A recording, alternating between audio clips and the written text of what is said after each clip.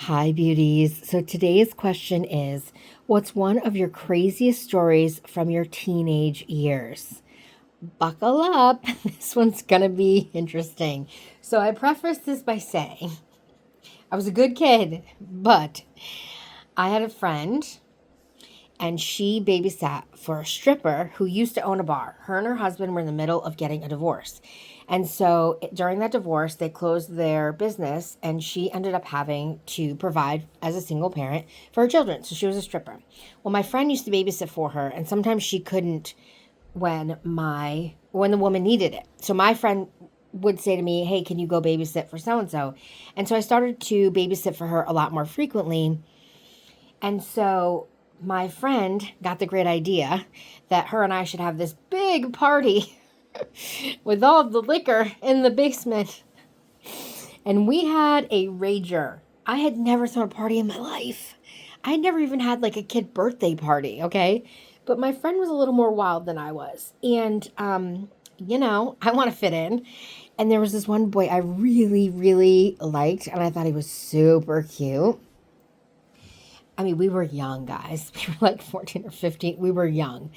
And she's like, oh, he's going to come. And like, when I tell you, it's like in the movies when all the cars pull up, all the cars pulled up. And it was a great party. But to this day, this is why I will never drink peach schnapps again in my life, because I wasn't a drinker. Of course not. I was young. And oh, my friend and I thought peach schnapps, like we made this cocktail drink. It was disgusting. And I was so sick in the bathroom during this party. And the boy came in and he kissed me and he like told me he liked me too. It was like a whole thing. It was like a little rom-com. It was so sweet. And then I kept throwing up. And I was so sick. I couldn't go home. Okay, because you gotta remember, I lived with my grandmother and my uncle and my aunt. Well, my uncle was a police officer. So I went to my friend's house. I almost just said her name. And I slept overnight at her house. Her parents were like, well, her mom had a boyfriend, but they were like super chill. Like she could pretty much do whatever she wanted. All of a sudden, we hear the bam, bam, bam, bam, bam on the door at like 8 o'clock in the morning. Well, it was my uncle.